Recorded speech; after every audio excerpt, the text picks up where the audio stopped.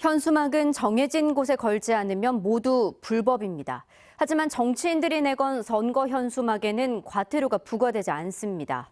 정치인들이 법 조항을 근거로 정치 활동의 자유를 구속한다며 반발한다는 건데 이런 허술함 탓에 올 연말까지 전북에서만 10만 장의 불법 선거 현수막이 더 걸릴까 우려됩니다. 보도에 주혜인 기자입니다.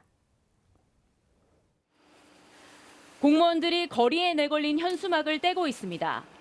추석 연휴 때 정치인들이 홍보를 위해 내건 현수막입니다. 이렇게 지정된 게시대가 아닌 곳에 현수막을 설치하면 최대 500만 원의 과태료를 내야 합니다. 하지만 2019년과 지난해 전주시가 정치인에게 불법 현수막의 과태료를 물린 사례는 단 한 차례도 없습니다. 적법한 정치 활동을 위해 현수막 게시를 허용한다는 5개 광고물법의 예외 조항 때문입니다. 전주시는 선거 현수막을 뗄 경우 정치인들이 이 조항을 근거로 왜 정치 활동을 막냐며 강하게 반발한다고 말합니다. 이 내용은 없기 때문에 다만 저희가 이거를 제재하기가 어렵더라고요. 취재팀과 전북환경운동연합이 지난 추석 연휴 전북에 걸린 현수막을 추산해봤습니다. 선거 180일 전이라 현수막을 걸 수 없는 대선 출마 예정자들을 제외하면 전북의 내년 지방선거 출마 예정자는 대략 500명. 지난 추석 때 이들이 내건 현수막은 최소 3만 개를 넘을 것으로 추산됩니다.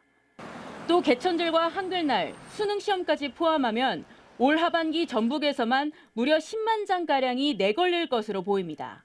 법정 선거 기간에는 읍면동으로 2장씩 거는 걸로 제한이 되어 있기 때문에 그 수가 그렇게 많지는 않습니다.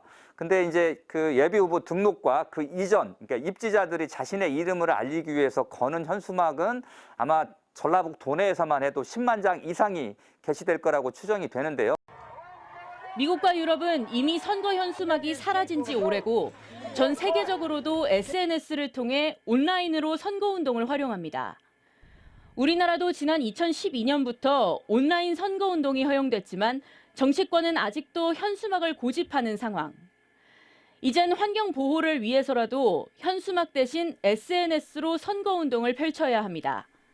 JTB 뉴스 주혜인입니다.